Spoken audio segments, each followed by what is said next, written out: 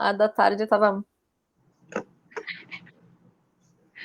Boa noite a todos, boa noite a todas. É um prazer estar aqui nessa noite mais uma vez, em mais uma edição do Saúde nas Cores. Saúde nas Cores, que é um projeto da Comissão de Direito à Saúde da ABA do Rio Grande do Sul.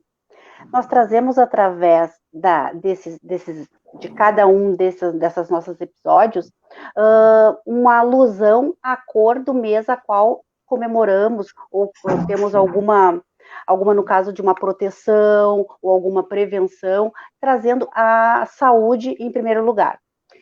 Como estamos no mês de novembro, nós temos o Novembro Azul, onde nós tratamos, né, das prevenções ao câncer de próstata. Hoje nós temos aqui entre nós duas doutoras que vão falar, especialistas na área, que vão nos trazer muitas reflexões, muitas ideias sobre como nos prevenirmos, como tratar até os nossos, porque às vezes alguém próximo a nós não sabe de todas essas informações, então a gente pode ajudar a levar essas pessoas, como também a gente pode compartilhar vai ficar gravado esse nosso trabalho de hoje, essa nossa edição, para todo mundo poder ver, porque são pessoas especialistas nesse assunto que vão engrandecer esse nosso debate. Então, eu vou passar para a doutora Janice Cristiane Bem, que ela é a coordenadora do GT da nossa Comissão de Saúde da Pessoa Idosa.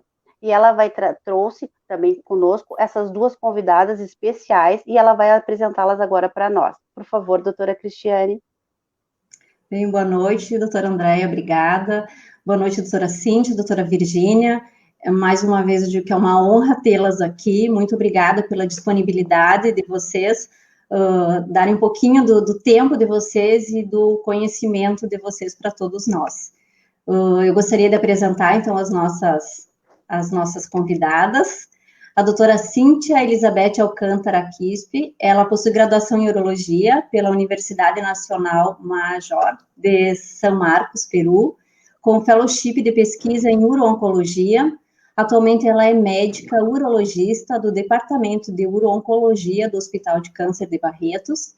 É docente no programa de pós-graduação em Oncologia e no programa de sutura minimamente invasiva e consultora internacional em Uro-Oncologia minimamente invasiva, entre outras especializações dentro dessa área.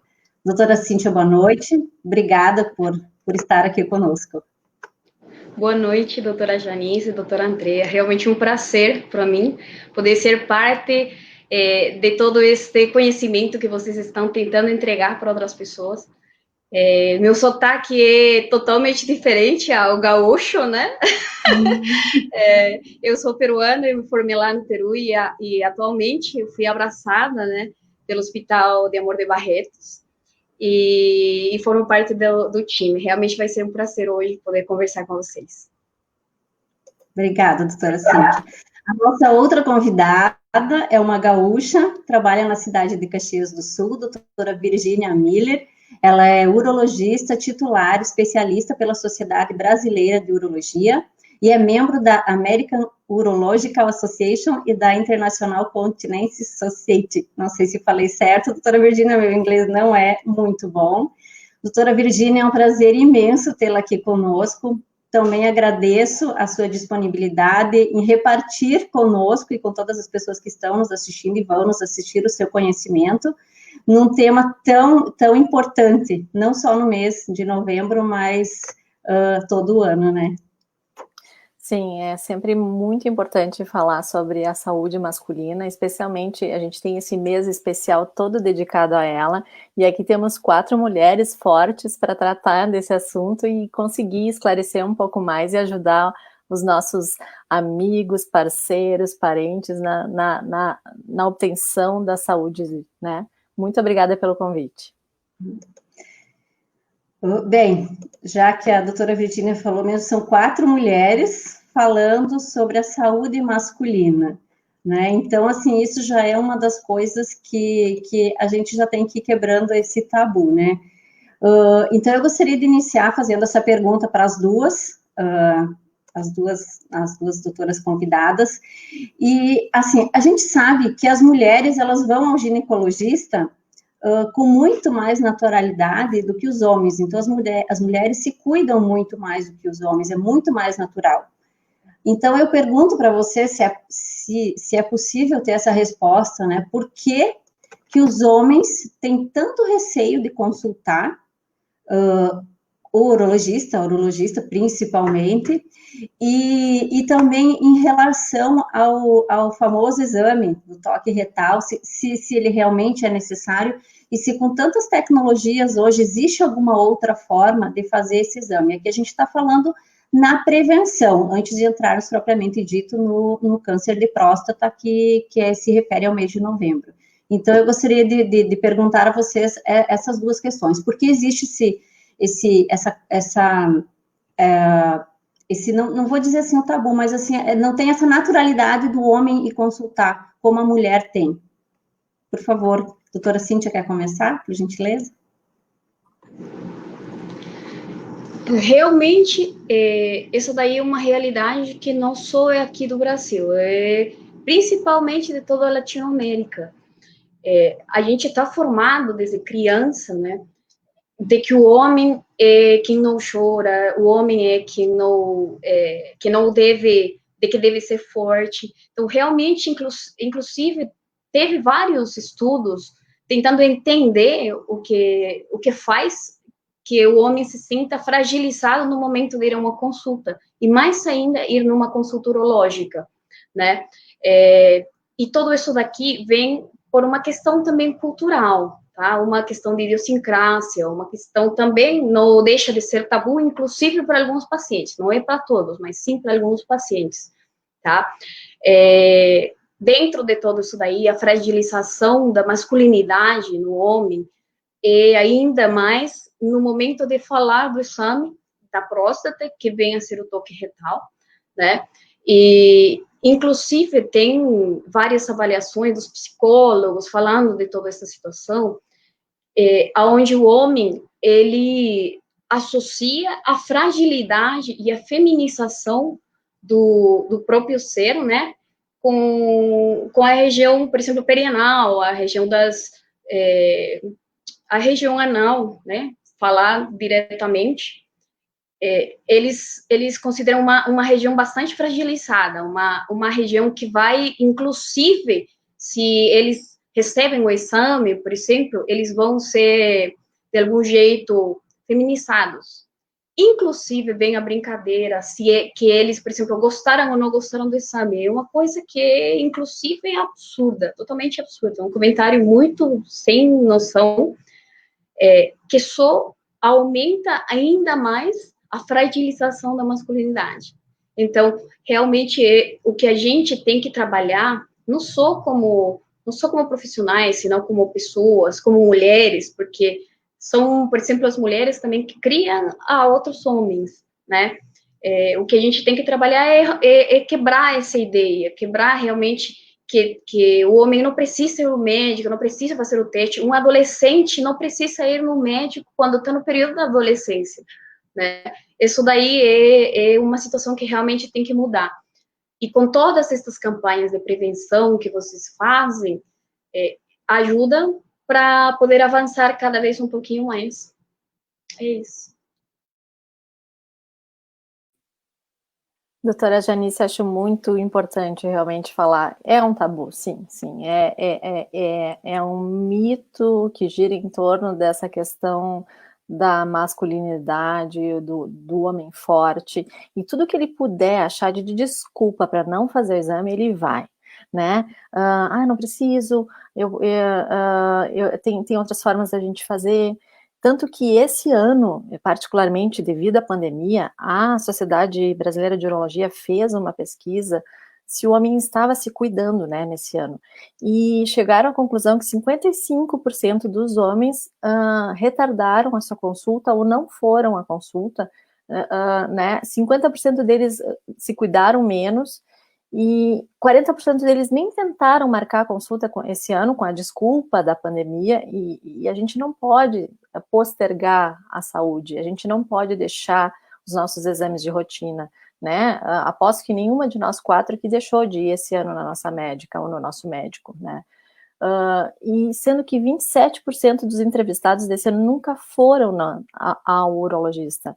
Então, assim, para o homem tudo é desculpa. Então, às vezes, ele precisa, assim, de uma ajudinha da sua esposa, da sua filha, para dizer, pai, não tem nada demais, né? O tio fez, né? O vizinho fez, e colocar, assim, bons exemplos, né? Às vezes, alguns pacientes vêm ao consultório e falam no trabalho com os amigos que foram e que não foi nada demais. E em relação à tua pergunta, é extremamente relevante, né? Não tem o que substitui o toque retal, né? A gente sabe que tem o exame de sangue, o paciente quer às vezes só fazer o exame de sangue. Sim, o exame de sangue é importante aliado ao toque retal. Ele não faz o diagnóstico sozinho. Se a gente fizer apenas o exame de sangue, chega a perder 40% dos diagnósticos de tumor, tá? E por quê? Por que ele é importante? Porque a próstata a gente acessa pelo ânus, e a doença prostática maligna, ela é uma doença periférica, então a gente consegue tocar ela pelo ânus e sentir algum nódulo sugestivo de câncer ou um câncer inicial ali, e fazer um diagnóstico precoce nos dá uma melhor sobrevida e um melhor resultado de tratamento, né? Então esse homem precisa ser estimulado a procurar o seu médico e fazer o diagnóstico precoce, sem ter esse medo desse estigma de repente de ser violado, que não é. O exame é uma coisa simples, indolor, não dura sequer 10 segundos e é muito prático de ser feito. Às vezes eles chegam na primeira consulta, poxa, eu vivi anos com medo desse exame e era só isso? Sim, é só isso, é muito rápido e muito fácil e é indolor. Não sei se faltou alguma coisa.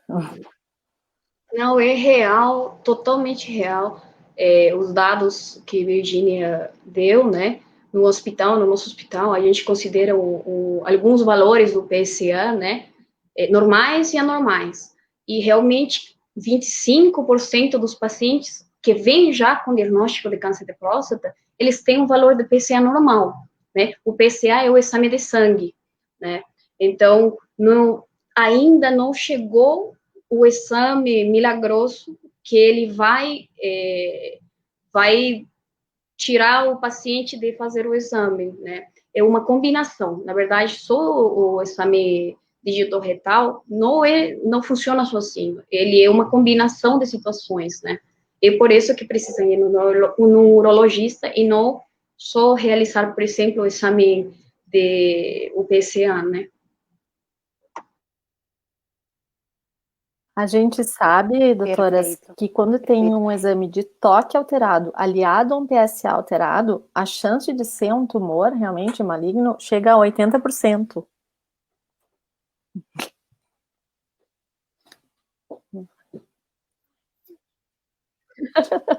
Ai, que amor. Veio buscar o Que videogame. fofa. Ok, realmente, né, doutora, 80% é um número bem alto, né, então a gente não tem o que discutir. Doutora Andréia. Sim, e devido à colocação de vocês com a importância, né, a importância da consulta, a importância do buscar esse cuidado, qual idade que a gente poderia dizer assim que o homem deve começar a procurar um urologista, uma urologista? Citamos também o screening, né? E quais os principais queixas e sintomas que levam os pacientes a irem ao consultório? Por favor, doutora Cíntia.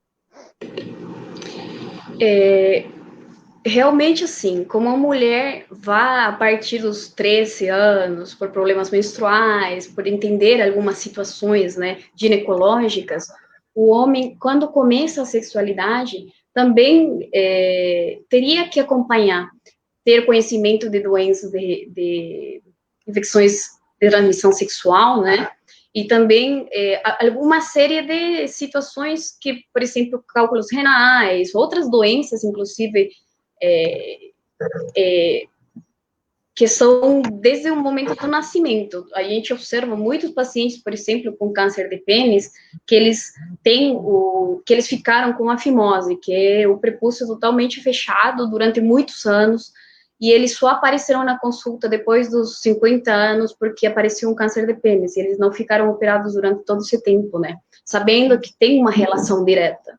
Então, eu acho que quando a gente fala de uma idade certa, seria ideal, enquanto mais precoce é muito melhor.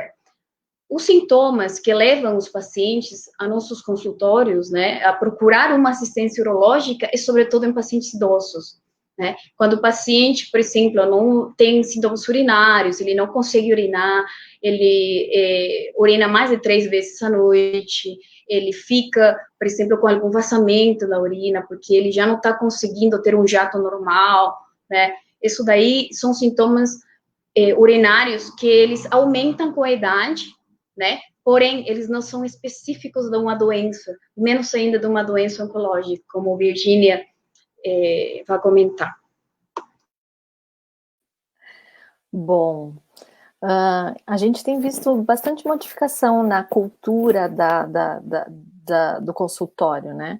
Eu tenho 20 anos de formada, e hoje a gente consegue ver, então, realmente que as mães começam precocemente a procuram mais por enurese, que é a perda de urina já lá na infância, procuram por causa da fimose, e o adolescente tem procurado também para discutir questões de infecções sexualmente transmissíveis, tem procurado por questões sexuais, por dúvidas, né? Às vezes o adulto jovem vem para também fazer um check-up. Quero fazer meu primeiro check-up, né? Então isso é interessante, que a gente consegue criar um movimento de saúde desse homem e criar uma conscientização. Eventualmente, assim, tu não tem nem tempo e nem sabe mais, eu já tenho 20 anos de formada, então tem muita coisa de endocrinologia que eu não sei mais, não estou atualizada, de cardiologia que eu não estou atualizada, eu acabo encaminhando, então, esse paciente adulto jovem para fazer um check-up mais completo, né? Mas a idade que o homem deve mesmo procurar o urologista sem desculpa nenhuma é 50 anos. A partir dos 50 anos, ele começa a aumentar o risco de ter alguma doença, um câncer de próstata. Isso se não houver história familiar paterna, né? Se tiver uma história de pai, irmão, tio, parente de primeiro grau paterno, ele deve procurar com 45 anos. E no caso dos pacientes afrodescendentes, eles têm um risco aumentado genético também de ter câncer antes dessa idade, também devem começar com 45 anos. E como a doutora Cíntia citou, as doenças prostáticas são muito amplas. Às vezes o homem realmente tem algum sintoma urinário, jato fino, fraco, desejo de urinar com maior frequência, às vezes até um grau de incontinência urinária, acorda à noite para urinar. Esses sintomas geralmente são relacionados com o aumento benigno da próstata, que ocorre normalmente com a idade, né? Que é uma doença, sim, que deve ser diagnosticada e tratada para diminuir riscos de lesão da bexiga, de deterioração da função da bexiga, que é um órgão importante, afinal de contas, é o reservatório dos rins. Entretanto, eles não são comuns quando relacionados ao câncer de próstata, né?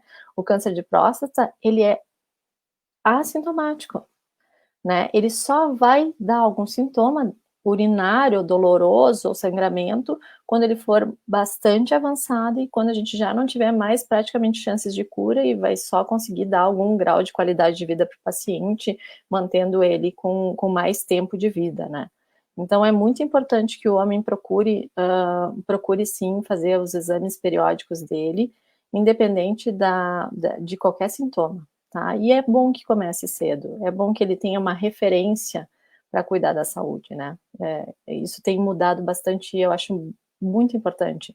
E a campanha como do Novembro Azul ajuda a reforçar isso, né? Como a doutora Cíntia disse, em relação ao câncer de pênis, a fimose, a Sociedade Brasileira também tem, a Sociedade Brasileira, não, o Instituto Lado a Lado, também, que é o mesmo que promove essa campanha do Novembro Azul, cujo slogan desse ano é Seja Homem, Se Cuide, ela tem também a outra campanha relacionada ao câncer de pênis, que é o Lábio de Tucujo. Eu achei fantástico, porque se for ver, é simples, e previne o câncer de pênis e também potencialmente previne o HPV, que é o papilomavírus humano, que é o que dá o condiloma, as verrugas penianas, e que é o que dá câncer de colo uterino na parceira desse homem. Então, é uma campanha muito bonita, muito, muito inteligente, achei, o mote. Aí tu vês que a partir, né, quando o homem se cuida, ele vai cuidar da sua parceira também, né? Então, que às vezes a mulher acaba sofrendo por conta que o homem não se cuida, né? Então, é bem sério isso. Doutoras, a gente tem uma pergunta aqui, que ele fala justamente sobre isso. Olá, boa noite, doutoras. Eu vou fazer 43 anos e gostaria de saber se eu já posso fazer o exame. Uma coisa é essa idade que vocês colocaram, né, que seria o ideal. Mas a pessoa, ele pode fazer, ele está com 43 anos, ele faz o exame de sangue, o PSA, ou ele faz o exame de toque, ou ele faz os dois. O que seria ideal para uma pessoa, para um homem com 43 anos? Não sei qual das duas quer começar. Certo. Realmente, sim. A gente fala muito dos nossos guidelines, ou seja, nossas guias de trabalho para poder fazer um rastreamento nesse caso, né? A gente sempre fala, a partir de 45 anos, todos os pacientes que têm uma antecedente, por exemplo, um familiar próximo de pais, irmãos, filhos, né, que tenha tido um câncer de próstata, né, pacientes afrodescendentes também, né, sobretudo esses grupos que precisam fazer desde os 45 anos o exame. Agora, nos 43 anos, a gente entra falando já de um conceito que é muito recente, que é o PSA baseline, o que significa? Que eu posso fazer uma coleta, né, do PSA, posso fazer a visita do urologista, e com o valor do PSA, eu posso saber se eu devo decolher daqui a uns 2, 3 anos, ou se eu preciso fazer uma coleta muito mais precoce, né? Se o valor do PSA é menos que 1, o risco de ter uma doença agressiva ou avançada é muito baixo. Então, nesse paciente que tem um PSA baixo, eu recomendo começar só na idade que teria que começar, que seria os 50 anos, né? Agora, se ele é sintomático, então aí sim a gente tem que ir atrás da procura dos sintomas e do que está provocando, né, o problema.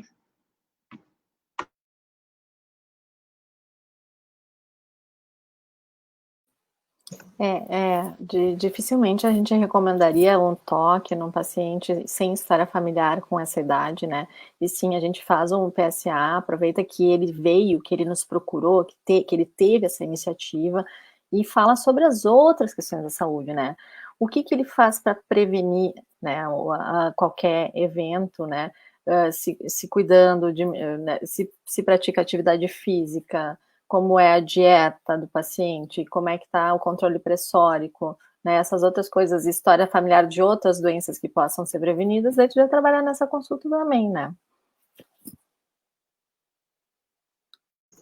Então, como na outra live que nós tivemos falando sobre a importância do exercício físico, né, no câncer de mama, né, então, na questão da saúde masculina, serve para isso também, né, a importância do exercício físico, da alimentação, né. Então, doutora, assim, ó, eu gostaria de perguntar, de saber, assim, além do câncer de próstata, que é o que a gente está conversando aqui, existem algumas outras doenças que a gente desconhece, que elas afetam a próstata? E existem, assim, o câncer e essas outras doenças, elas estão relacionadas às doenças sexualmente transmissíveis? Existe alguma relação, alguma coisa assim?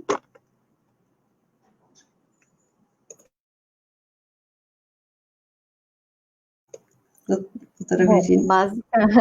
Vou lá. Basicamente, tem diversas patologias, diversas doenças que afetam a próstata, né? O mais comum, então, é o aumento benigno. Por quê? Porque a partir dos 40, 50 anos, ela começa a crescer e a porção mais central dela, que é a que por onde no meio passa a uretra, ela aperta essa uretra e acaba dando um pouco de sintomatologia, que é esse jato fino, uma micção intermitente com esforço, acordar à noite para urinar. Às vezes eu falo pro gaúcho aqui, que eu tenho muito paciente, muito do interior, assim, tá mijando no que é seu, né? No caso, o jato cai no pé mesmo, literalmente.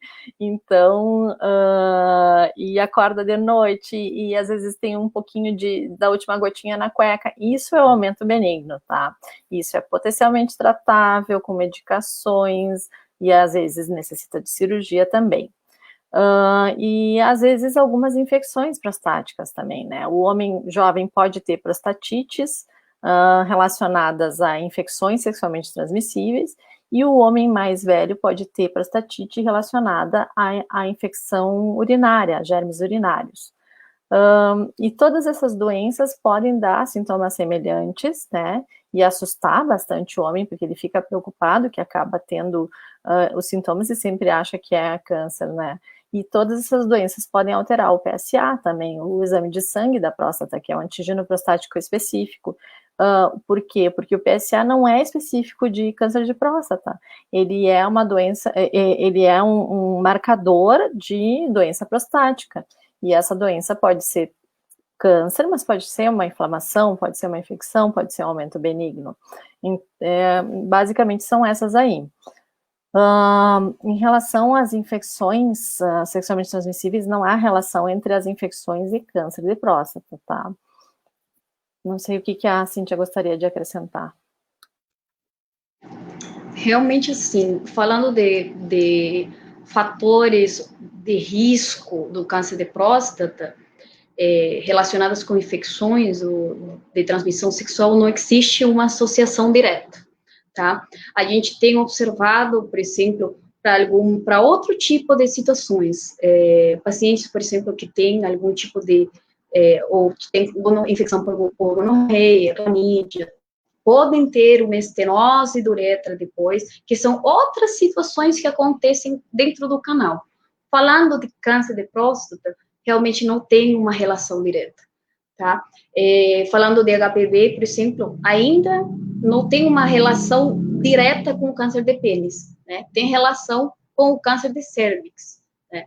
Mas o câncer de colo, mas não tem relação com o câncer de pênis, não foi demonstrado, né? É uma coisa interessante que a doutora Virginia falou, que eu, por exemplo, não sabia que o PSA é um marcador, né, que não é só para o câncer, né? Então, ele não vai ver só o câncer, se há exame de sangue para ver o câncer de próstata. Então, não é isso. Então, essa é a primeira, isso é uma coisa que eu estou aprendendo agora, então, que as pessoas fiquem atentas a isso, né? Que não é para ir lá ver se está com câncer ou não, né? Para ver se tem outros problemas e que esses outros problemas, eles podem gerar alguma situação mais grave, né? Então, essa é uma informação que para mim foi realmente uma novidade. Eu não sabia isso. Se fosse, doutora Janice, ia ser tão mais fácil, né? Porque daí faz o PSA, daí levado pronto, né? Mas não. Exato, o PSA é um exame que ele varia com muita facilidade. Ele varia por uma infecção urinária, ele pode subir, por uma infecção na próstata pode elevar. Tem pacientes, por exemplo, que podem chegar com 100 do PSA e tem uma infecção na próstata. Pacientes que fazem, por exemplo, inclusive a ejaculação muito precoce e muito perto da coleta do exame do PSA também pode alterar de algum jeito o valor, tá? Instrumentações urológicas, o paciente teve uma retenção urinária, não conseguiu fazer xixi, foi na UPA ou no posto de saúde, passaram uma sonda e aí alguém recomendou fazer o exame da próstata. fez o PSA vai sair alterado pela manipulação do canal. Então, realmente, num exame muito específico para falar, não, elevação é igual a câncer de próstata. Muito interessante isso, muito interessante mesmo. Doutoras, aí eu pergunto, existe alguma...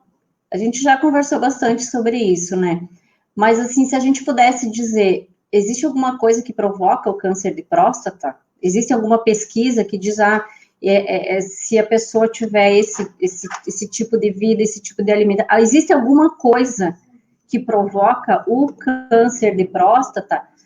As doutoras já falaram que ele não tem, né, no início um sintoma, então eu tento fazer uma comparação com o câncer de mama, né, então no início a gente não, né, como eu tive câncer de mama, a gente não sente dor, não sente nada, né, então a pessoa vai sentir alguma coisa quando ela tá com o câncer, depois que ele já vai estar avançado, né, e ao mesmo tempo, assim, eu pergunto se existe alguma coisa que vai provocar esse câncer, existe alguma coisa que vai prevenir o câncer de próstata, além do que a gente já falou um pouco aqui, a questão da alimentação, a questão do estilo de vida, né? Alimentação saudável, exercícios físicos, a tentativa de não ter tanto estresse, enfim.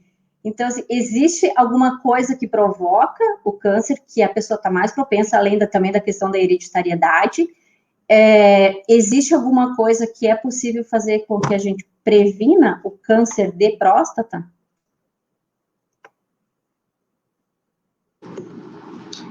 Realmente, dentro do câncer de próstata,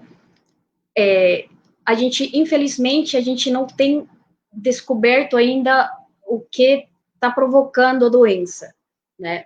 A gente só, dentro de todos os estudos que são feitos, tem associações, tem sociedades procurando essa resposta, né? O que a gente conseguiu até agora são só alguns fatores de risco, que vem, enquanto mais anos o paciente tem, né, maior é, mais velho é, ele tem mais risco de ter câncer de próstata. Se o paciente é afrodescendente, também tem mais risco de ter câncer de próstata. Se o paciente tem algumas mutações genéticas, tá? Igual que no câncer de mama, por exemplo, BRCA1, BRCA2. Então, aí tem alguns pacientes que também têm mais risco de ter câncer de próstata. E também aqueles que têm diretamente familiares com a doença, que fazem que eles também tenham mais risco. Às vezes, até 5 vezes aumenta o risco por ter 2 familiares, né? Então, não é, por exemplo, como o câncer de pulmão, que a gente sabe, o cigarro está diretamente relacionado a ter um câncer de pulmão. O câncer de bexiga está diretamente relacionado a ter tabagismo, por exemplo, né? No câncer de próstata a gente não tem.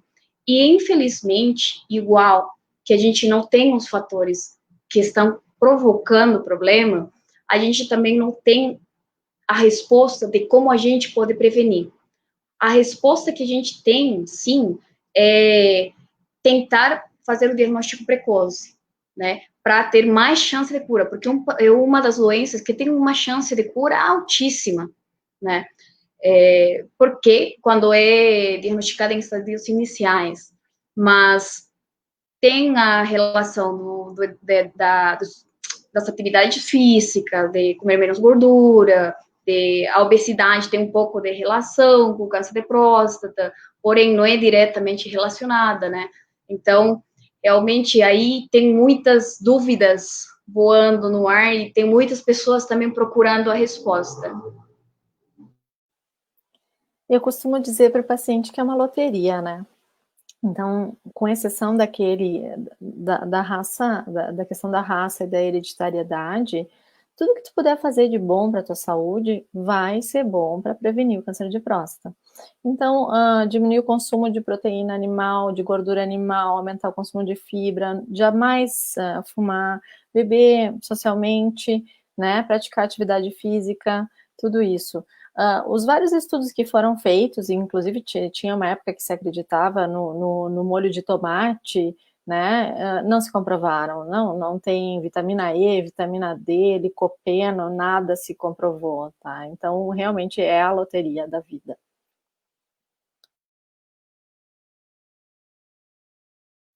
Então, o que a gente tem que fazer mesmo é a prevenção, né? Da mesma forma que a mulher, na questão da mama e câncer de colo de útero, o homem tem que ter essa noção da prevenção, né? Então, eu acho importante as campanhas de prevenção e de desmistificar todo esse tabu, né? E assim, acho que, como vocês falaram no início, né, da nossa conversa, a importância das mães, né? Porque os homens nascem de mulheres, e se as mulheres se cuidam, por que não mostrar que o homem sim tem que se cuidar, que o homem sim pode chorar, né? Então, desmistificar toda essa questão da perda da masculinidade do homem, né? Quando ele vai consultar, é muito importante. Então, talvez não, acho que é um papel que nós mulheres estamos deixando de fazer, né? Mas realmente, assim, uma observação que eu tenho no consultório, né, é que o paciente mais novo, pelo fato, por exemplo, de ser urologista mulher, o paciente mais velho ainda tem um pouco de receio, apesar que ele aceita, né? Porém, o paciente mais novo, ele está muito mais relaxado na consulta, né? Ele aceita muito mais fácil poder ser cuidado tanto por um homem ou por uma mulher. Então, esse fato da masculinidade, esse fato do machismo, inclusive, está sendo cada vez menor. E eu tenho fé que isso daí vai melhorar ainda mais. Ah, que bom, que bom. Essa é a nossa ideia aqui também, fazendo essa live, trazendo informações, né, para as pessoas que estão nos assistindo e que vão nos assistir também. Outra pergunta que eu gostaria de fazer, doutoras, assim, ó, uma vez diagnosticado o câncer de próstata, não, talvez não seja essa palavra, diagnosticado, mas após fazer o exame, né, quando que é necessário fazer essa biópsia? Quando existe esse exame do toque retal que vai dizer se tem que fazer a biópsia, ou existe um outro exame que vai ser feito para daí dizer que tem que fazer a biópsia, para daí comprovar que vai ser, que realmente é um câncer? A gente usa como parâmetro os dois exames, né? O PSA, que pode ser tanto o PSA elevado para a faixa etária, quanto o toque retal alterado com algum nódulo sentido no toque, certo? Então, não são cumulativos, pode ser um alterado e o outro normal, e a gente encaminha para a biópsia. Tem mudado um pouco agora a nossa rotina em relação à biópsia. Eu não sei como é que estão vocês lá, Cíntia, mas por causa da pandemia, a gente tem procurado fazer antes da biópsia uma ressonância multiparamétrica para evitar que o paciente tenha essa invasão nesse período mais conturbado agora, porque afinal de contas é um risco aumentado, é um exame com sedação. Antigamente, na minha época lá, a gente fazia sem sedação, não recomendo. A gente fazia, hoje ela é feita via transretal, com uma ecografia, o paciente dormindo, ele não sente nada, né? Ela tem um risco ínfimo de ter alguma infecção relacionada, se usa antibiótico, se usa um preparo com uma leve lavagenzinha retal ali para não ter fezes no caminho. Então, e antigamente a gente fazia sem anestesia, com anestesia local, e ela não era via retal, ela era transperineal, era muito mais agressiva. Então, hoje, em virtude da pandemia, se mudou um pouco esse paradigma, tem se pedido uma ressonância antes, para avaliar o risco desse paciente com PSA alterado ou com toque alterado daquele ser um tumor, tá? Não sei se tu tem alguma coisa a acrescentar. Sim, concordo totalmente que nesse período de pandemia mudou muito a visão de muitas doenças, né? A gente também saiu bastante das guias de prática clínica que a gente tem, né? A gente até fez consultas por WhatsApp, né? Para ver os resultados do PCA, para tentar que o paciente não se afaste de nós, né, dos controles. Mas no caso, por exemplo, da biópsia, basicamente são 3 indicações e uma que está aparecendo agora, né? Ou o PCA está elevado, comprovado pelo menos 2 vezes, né? Ou o toque teve alguma alteração, apesar de o PSA estar baixo, né?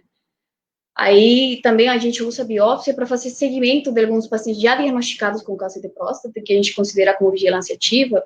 E tem uma última indicação que está virando nos últimos anos, são pacientes que fizeram ressonância por algum outro motivo e saiu um nódulo na próstata.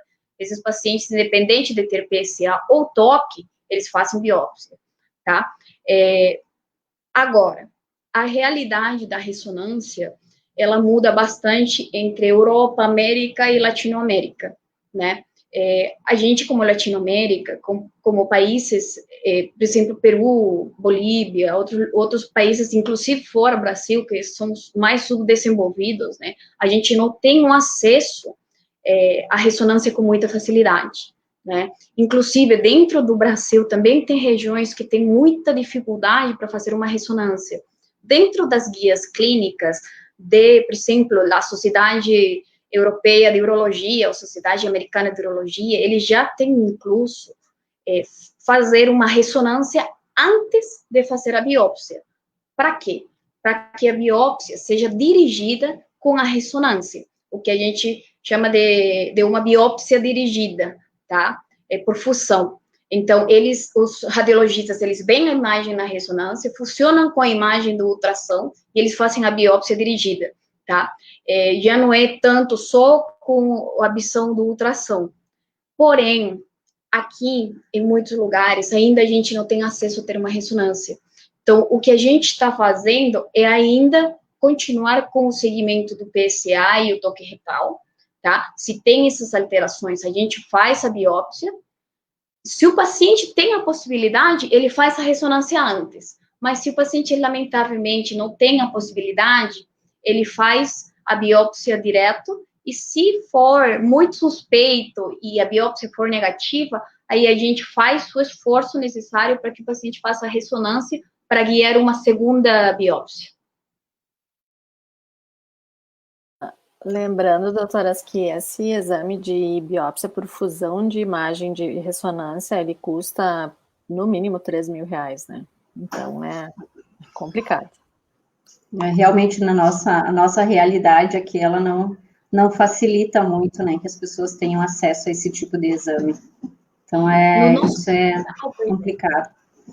No nosso hospital, a gente, assim, tem muito recurso para tratar no Hospital do Humor, porém, a gente tenta economizar ao máximo, né? E a gente tem muita experiência de fazer biópsias cognitivas. O que é uma biópsia cognitiva? É fazer a ressonância, eu faço a ressonância, e o dia que o paciente vai ir na biópsia, ele leva a ressonância para que o radiologista identifique qual é a região mais suspeita e com essa ideia cerebral, nessa imagem só cerebral da lesão, ele vai no ultrassom para procurar uma área aonde pode ser suspeita, né? Tem nódulos que são grandes, que são muito fáceis de visualizar na ressonância e que são muito fáceis de acessar na biópsia. Mas quando a lesão é um pouquinho mais chata, então aí a gente precisa forçar um pouquinho essa biópsia por fusão que a doutora Virgínia falou. Mas, assim, é possível. Enquanto mais treinado é o radiologista ou urologista fazendo essas biópsias cognitivas, além de diminuir custos, quase nivela o índice de diagnóstico também. Doutoras, a gente recebeu uma pergunta aqui. Nosso tempo já está quase se esgotando, mas a gente vamos tentar responder aqui rapidinho. Eu fiz um exame de ecografia abdominal em 31/3/2016, e no exame mostrava minha próstata medindo 3,7, 2,9, 3,8 centímetros, com um peso aproximado de 22 gramas. Pode ter crescido muito de 2016 até a data atual? É possível responder essa pergunta, doutoras? Ele quantos anos tem? 43. Foi esse que nos fez a 43. Pergunta aqui. Aham, ótimo. Então, isso daí é uma pergunta que não tem uma resposta muito certa. a gente só vai ficar sabendo se ele faz outra ultrassom, né? Tem chance, sim, de ter crescido, porém, pode ser que ficou do mesmo jeito, né? Então, a próstata realmente é uma glândula pouco entendida, que ela pode crescer muito, pesar até 300 gramas, né? Que é um coco, ou pode ficar como uma azeitona e ela ter um câncer de próstata extremamente agressivo. Mas, sim, eu recomendaria, né? Se ele, sobretudo, tem sintomas urinários, repetir os exames. Seria muito bom. Doutora, agora só interrompendo um pouquinho, já a doutora Virginia pode responder. 22 gramas, quanto pesa uma próstata normal? Existe essa resposta? Existe. A gente consegue sentir no toque e há uma boa correlação com a ecografia, né? Os trabalhos mostram que eles são correlacionáveis e ela pesa em torno de 20 a 30 gramas, uma próstata normal. A gente costuma dizer que até 25 é bem aceitável. Só que, assim, o que eu falo para os pacientes em termos de próstata, tamanho não é documento, né? O mais importante não é o tamanho da tua próstata, mas sim o que tu sentes, né? Qual que é a tua queixa. Então, se o paciente não tem queixa nenhuma e tem uma próstata de 40 gramas, né, a gente até tenta pesquisar melhor, ver se realmente ele não tem queixas, porque às vezes o homem começa a urinar um pouquinho mal, não dá bola. É a teoria do sapo na panela com água fria que vai esquentando até que ele fica cozido, né? Então, ele não repara nos sintomas e às vezes tem sintomas gravíssimos, né? E com umas próstatas não tão grandes, né? Tá. Ok, então, doutoras, o nosso tempo está se acabando. Eu gostaria que vocês... existem outras perguntas aqui que a gente gostaria de fazer. Quem sabe numa outra próxima conversa nossa, já deixo aberto o convite para vocês. Eu gostaria que vocês falassem brevemente uma última mensagem para quem está nos assistindo. Por favor. Doutora Cristiane, eu acho que a gente consegue fazer uma última perguntinha ainda. São 15 para... Falta 15 minutinhos. O que tu acha? Vamos fazer só para a gente, já que a gente já falou bastante da prevenção, vamos falar alguma coisa assim como aconteceu, como é que é o tratamento, só para a gente fazer essa finalizada, mas assim, 8 minutinhos mais ou menos a gente ainda tem, pode ser, doutoras? Assim, o que acontece depois de diagnosticado, né? E se fica alguma sequela, quais são os tratamentos? Teria alguma coisa para nos agraciar a respeito disso? O mais importante, no momento que o paciente faz o diagnóstico de câncer de próstata, é não desesperar, né? Uma vez que é diagnosticado o câncer de próstata, são 2 cenários que podem acontecer. Um, que o paciente tem uma doença localizada que seja totalmente curativa, o tratamento, e outro, que infelizmente ele não vai fazer curativo, porém, ele pode fazer um segmento e outros tratamentos que vão diminuir a velocidade da doença, né? No caso da parte curativa, e também tem mais um cenário, que simplesmente o paciente tem uma doença que é curativa, mas não precisa fazer tratamento. Então, quem vai decidir se ele não faz tratamento e que tipo de tratamento ele pode fazer é só o urologista, né? Porque aí ele precisa conhecer o paciente, saber o que ele sente, saber o que ele quer e saber quantos fatores de risco ele tem para decidir se ele faz cirurgia, se ele faz radioterapia, se é candidato para fazer outro tipo de terapias, como o HIFU, outras tecnologias mais novas, né? Ou se já é um paciente que precisa fazer só uma vigilância, né? E esperar se alguma vez cresceu a doença, né? Aí tratar, ou se realmente ele já quer fazer tudo. Então, dentro dos guidelines, por exemplo, da próstata, realmente o tratamento é um dos mais complexos, porque depende tanto do estadio e tanto do médico, como também do paciente, o desejo, a vontade que o paciente tem. É extremamente importante saber o que ele pensa. Em relação às complicações, eu quero deixar bem claro aqui, lembrar bem os homens que estão nos assistindo, que muitas vezes ali, quando o homem já vem com a doença avançada, aquilo, tudo que ele temia de complicação já está acontecendo, né? Se ele deixou a doença avançar, ele já pode ter algum grau de incontinência urinária, que é a perda de urina, e ele já pode ter algum grau de disfunção erétil, quando a doença é avançada, por comprometimento local, né, local ali da próstata. E as nossas taxas hoje de complicações são ínfimas, tá? Tu consegues manter uma boa preservação da continência em taxas em torno de 90% no ano, esse homem bem preparado, com um diagnóstico precoce, uma cirurgia bem conduzida, né?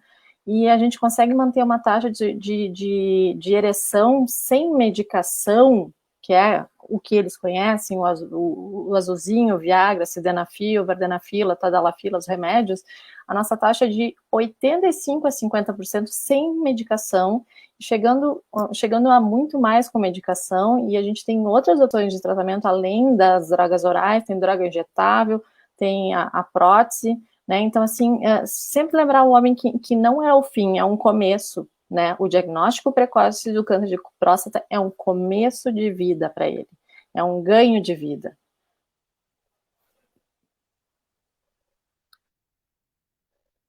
Perfeito. Eu sabia que iriam nos agraciar com informações importantíssimas. Por favor, doutora Cristiane, pode continuar a condução. É que eu fiquei muito curiosa em saber como é que tinha uma esperança que a gente tinha que passar, que o tratamento está aí, o quanto antes fizermos melhor, mas aonde tiver a oportunidade, vá, que tudo vai dar certo. É verdade, doutora. Quanto antes for descoberto, né? Prevenção é o melhor remédio, né? A gente sempre fala isso, né? Mas não deixa. Essa é uma verdade que não vai morrer, né? Então, doutoras, mais uma vez, muito obrigada pela presença de vocês. E agora eu gostaria que vocês dessem uma última fala para quem está nos assistindo, um último recado, o que vocês gostariam de passar para os homens e para as mulheres que têm homens também. Realmente estou muito, muito grata por esse convite. Eu adorei poder conversar com vocês. Agradeço demais poder representar o Hospital de Barretos e também o Peru, né? Que para mim é o mais maravilhoso que existe no mundo. Mas realmente a mensagem que eu posso deixar é que os homens não têm que ter medo. Todos têm medo. Na hora e o maior medo é o medo a morrer, é o medo de ser diagnosticado com alguma coisa. E realmente, falando só de câncer de próstata, o câncer de próstata geralmente é uma doença bastante indolente, que se ela é diagnosticada precocemente, ela consegue ser controlada muito bem. Então, não é necessário chegar a ter sintomas, não é necessário passar mal, fazer xixi com sangue, por exemplo, para chegar num consultório. Então, não tenha medo, que realmente é muito mais fácil do que parece. Muito obrigada. Quero agradecer, sim, doutora Janice, doutora Andréia, um prazer enorme ter conhecido vocês. A minha primeira interação, assim, tão de perto com a Cíntia, e realmente isso, não diminui tua virilidade fazer um exame que dura menos de 10 segundos todo santo ano, tá? O que eu vejo é que o homem não tem tanto medo do exame, ele tem medo do diagnóstico. E então, se a gente consegue mostrar para ele que ele consegue ter uma vida saudável após um diagnóstico e tratamento, a gente contribui muito para toda a nossa sociedade masculina, que se cuide, que se proteja e que, como é que é? Seja homem, né? Se cuide. Eu adorei, tá? Seja homem. Então, isso é ser homem, né? Sensacional. Né? Uhum. Obrigada a todos, assim, parabéns pela iniciativa, é muito, muito linda mesmo, parabéns. Eu gostaria de falar umas palavrinhas rapidamente. Duas coisas que eu vejo muito as pessoas falarem, porque às vezes até a gente pode pensar que é o leigo, que é a pessoa que não tem tanto conhecimento, né? Que dizem o ditado aquele de quem procura acha. Nesse sentido, quem procura acha, e quanto antes achar, é melhor, né? E uma outra coisa em contrassenso a isso, a minha avó tem 89 anos, e esses dias ela foi no médico, um clínico geral. E o clínico geral disse para ela assim, um clínico geral, se a senhora quer viver até os 100 anos, para de ir no médico, senão daqui a pouco a senhora vai começar a achar defeito. E eu pensei, meu Deus, não é todos os leigos que pensam dessa forma, tem outras pessoas, que era um médico já mais antigo, assim, sabe? Então a gente tem que começar a parar com isso, e todo mundo deve se prevenir, deve ir no médico, deve fazer esses exames de rotina, periodicamente, porque é assim que a gente vai conseguir, achando o problema para resolver, e sem ter medo de achar. E como a doutora Janice falou antes, né, um exercício, alimentação, se aparecer, vamos tratar, ninguém está livre, né, mas a gente tem que descobrir, para poder achar doutoras maravilhosas, assim como essas que eu conheci essa noite. Foi um prazer ter vocês junto conosco. Se a tua avó, né, acha alguma coisa e cai na mão de um médico humano e correto, ele vai fazer, de repente, só observar. Não tem nada de errado em achar, né? Independente da idade. A gente sabe que a chance de um homem com 80 anos ter um câncer de próstata indolente é quase de 80%. Mas não se faz nada. Obviamente, ele vai continuar tocando a vida dele normal. Desculpa interromper. Exatamente. O cuidado, né? Porque às vezes o tratamento é o cuidado, é aquele olhar diferenciado, né? Até numa alimentação regrada, dá pra gente cuidar da pessoa até com amor, às vezes, porque já sabe que aquele parente, aquele familiar tem um probleminha que, pela idade, talvez não possa ter um tratamento mais agressivo, não é mesmo? E doutora Cristiane, por favor, as suas considerações finais também. Eu acho que linkando tudo isso e linkando também a questão da pessoa idosa, né, que eu sou coordenadora do GT, falando sobre essa questão do paciente idoso e que de repente não vai poder fazer um tratamento mais agressivo, vai propiciar ele que entre nos cuidados paliativos, né, que ele tenha esse momento final que vai chegar para todos, né, mas que ele tenha esse momento final dele de uma forma humanizada, né, que ele não sofra, né, porque a ideia do cuidado paliativo é que ele não sofra, então já que ele não vai ter condições físicas por conta da idade de fazer um tratamento mais agressivo, que ele possa ter esse cuidado paliativo, né, e que não vá jogando isso para depois, para mais tarde, quando os cuidados paliativos praticamente não vão adiantar, né, então além de toda essa questão, tem essa abordagem também que é muito importante, né?